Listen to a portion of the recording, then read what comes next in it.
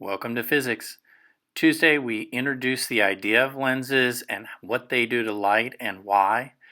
You did an investigation. Today, let's talk about the math, the lens equations. First thing I need to do is identify some different measured quantities. So I have our principal axis, our 5 points, our lens, and an object and an image drawn here. We're about where they would form. Things that we measure. First of all, we need to locate the object. So the distance to the object is identified as d sub o, and all of our measurements are made from the lens plane. The focal length is measured from the lens plane out to the focal point, and for the lenses we'll be dealing with, it will be the same length on either side. Now we have to locate our image. If we go from the lens plane over to where the image is, that would be the image distance, and we would symbolize that with a d sub I. Now we also need to know how big things are, and so from the principal axis to the top of our object, that would be the object height, h sub o. From the principal axis to the top of our image, that would be the image height, h sub I. So those are the different quantities that we measure. Now, mathematically, the relationships that relate these different quantities. Lens equation, 1 over f is equal to 1 over d sub I plus 1 over d sub o, or 1 over the focal length is equal to 1 over the image distance plus 1 over the object distance. Second equation, h sub I divided by h sub o is equal to negative d sub I over d sub o, or hi-ho equals di-do. These are our two equations that mathematically describe what is going on with a lens. To be able to use these, we have things on different sides of the lens. We need to know what we call positive and what do we call negative. Here's a summary of the sign convention. Things that are positive: object distance is always positive. Image distance is positive for a real image. It's negative for a virtual image. Focal length is positive for a converging lens and negative for a diverging lens. Let me put it in a second context that will hopefully make a little bit more sense. Here we have our object and we have a lens. I don't have it drawn as a converging or a diverging lens, just as a generic word, lens. And we have the lens plane. D sub O would be measured out to there, and it's always going to be a positive value. Now everything else will be positive or negative based on where it is. So if I have light traveling to that lens and light goes through the lens to be able to form an image, if your image is over on the right side where the light goes, well, d sub I is going to be a positive value. If your image forms on the side of the lens where the light doesn't go, that d sub I value is going to be a negative. So if it was 5 centimeters, you would have to put in negative 5 centimeters. Diverging lenses will typically cause the light to spread out, seeming to spread out from a single point. So then the focal length for a diverging lens is a negative. A converging lens tends to cause those rays together, so that focal length will be a positive. Now, in terms of object and image, things that are upright in the same orientation as your object, d sub I would be a positive value. Things that are upright would have an image height that is positive. They have the same orientation as the object. Things that are inverted would have an image height that is negative. So whichever way to think about it, it is easiest, whether it's which side things are on or where light is going, or back here. The key thing is, when there is a negative, you need to put that negative in. And the two big negatives are when you have a virtual image, then that d sub I value is negative. And when you have a diverging lens, that focal length is negative. So that's the key thing to remember. D sub I negative virtual images, F is negative for a diverging lens. Let's consider an example. We have a 12 centimeter tall object. So identifying what we have, 9 centimeters in front of a lens, and the focal length is 6 centimeters. So the first thing we need to do is identify what we know. If the object is 12 centimeters tall, that means H sub O is 12 centimeters. If it's placed 9 centimeters in front of the lens, that's where the object is. So that means D sub O is 9 centimeters. And then we have a focal length of 6 centimeters. On part A, we are dealing with finding the image distance and the height if our lens is a converging lens.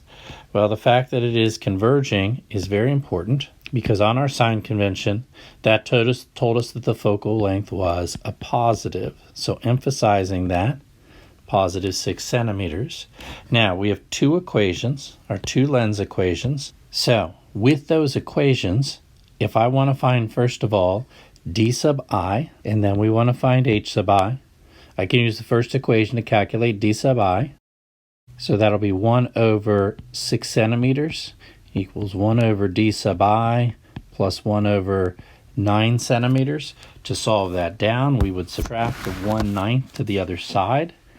And then punching into your calculator, that would be 1 divided by 6 minus 1 divided by 9 equals, and then the decimal that you get, 1 divided by that decimal will give you the image distance. So I'm going to get our D sub I value is equal to 18 centimeters. The fact that it is positive D sub I means that it forms on the opposite side from the object. The second thing we're asked to calculate is the image height. So we're going to use the second equation. So if we plug our values in, that'll give me H sub I over 12 centimeters is equal to negative 18 centimeters divided by 9 centimeters. So if we solve that down, we're going to get an H sub I value equal to negative 24 centimeters. That negative on a height means that that image is inverted. Part B. Now we're finding image distance and we're finding image height, but now our lens is a diverging lens. If it is a diverging lens, then our focal length will go in as a negative value. So our math is going to be very similar to what we did above, except you have to put that negative in on the focal length.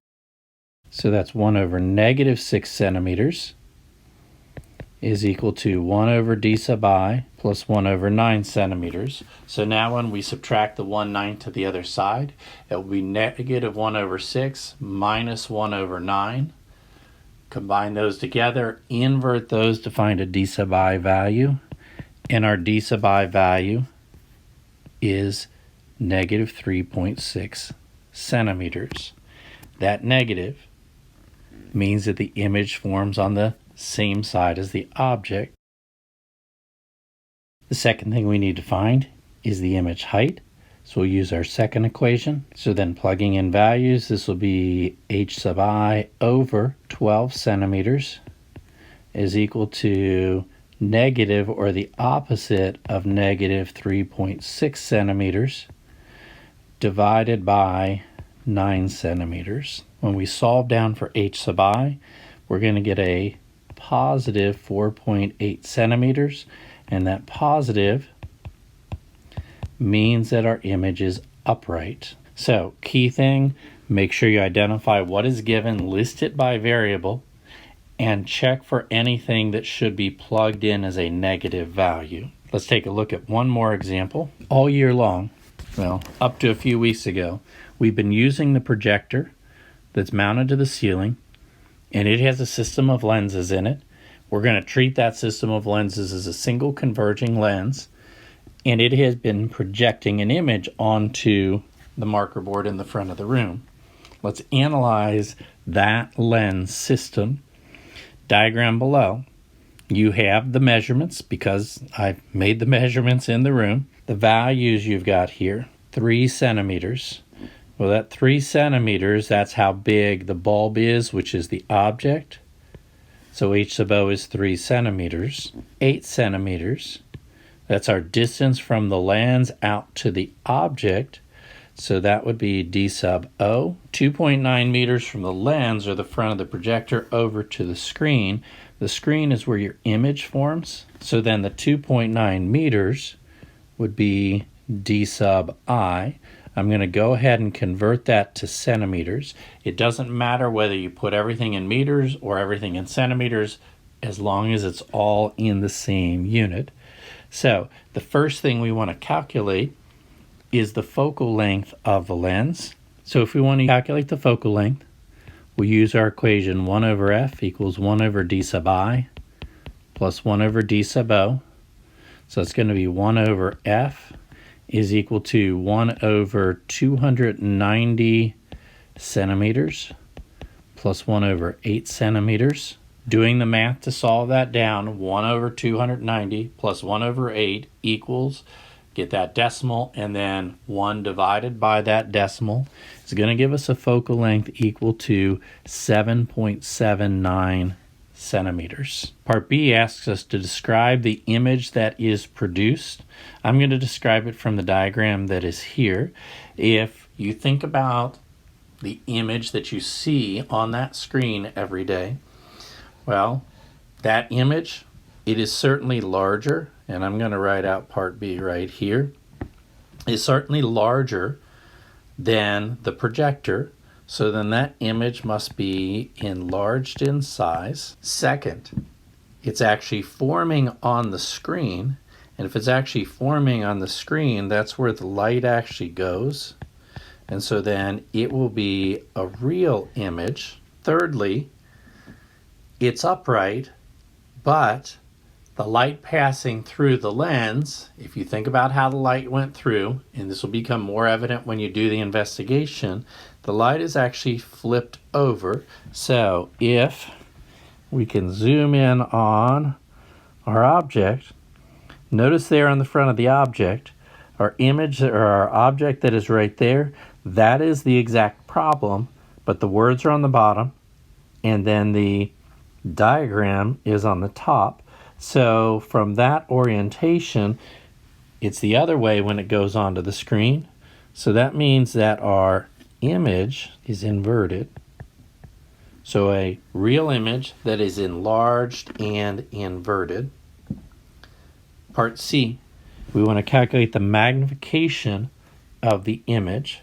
Let's think about magnification for a minute. When we want to know if something is magnified, we want to know if it's bigger or smaller. Well, that bigger or smaller would be bigger or smaller than the original object.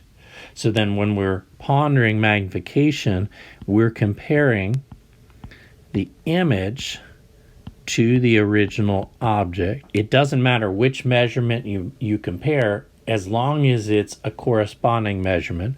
So we could take the ratio of d sub I over d sub O.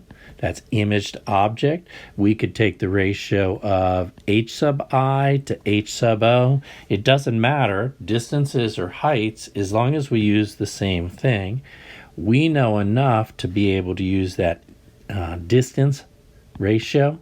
So then d sub I, that was 290 centimeters. D sub O, that was 8 centimeters. And so when we divide that, we get 36.25. That means that the image is 36.25 times larger than the object. Let's think for a second about magnification values. If your object is not magnified, if it's the same size image and object, then you would divide and you would get a 1. So when a magnification is equal to 1, your image is the same size as your object. We just saw in this calculation, when your image is enlarged, then that magnification is going to be some value that is larger than 1. In this case, it was 36.25. If you have an image that is reduced in size, then you're going to have a image measurement smaller than the object measurement, which means your magnification would have to be a value less than 1. So magnification values, they're always going to be positive. Decimal, it's smaller. 1, it's the same size. Greater than 1, it is enlarged. And that was part C, not part B, because we did B on the previous screen. So now let's ponder D. The projector is turned to focus on a screen that is 4 meters away now. So we turn that, say, towards the back wall of the classroom, and we focus it on that wall. First part, how do you refocus to get a clear image? And then B, we want to calculate the distance between the lens and the bulb. Well, on the first part there, I want you to think if you've ever used or seen a more technical camera being used, camera that has a zoom lens on it or a telephoto lens. As you point that lens towards different objects at different distances, that lens has to physically move out of the body of the camera or into the body of the camera. So that distance between the lens and where that film or the digital receptors are located, you're changing that distance. Well, same thing is going to occur here, but in reverse. You're going to have to adjust this distance right here. So that lens is going to have to be moved, and that's what you do when you refocus things. You change the distance there between the lens and the object. So in part B, we're calculating the distance between the lens and the bulb, which is the object, to be able to refocus at the screen that's 4 meters away. So that screen being 4 meters away, that is a new d sub I value. So in terms of what we can use to calculate here, we have not changed the lens, so our focal length is still 7.79 centimeters. Our new d sub I value is 4 meters or 400 centimeters, and we want to calculate d sub O. Well, that's going to be our equation 1 over f equals 1 over d sub I plus 1 over d sub O, and plug in the values.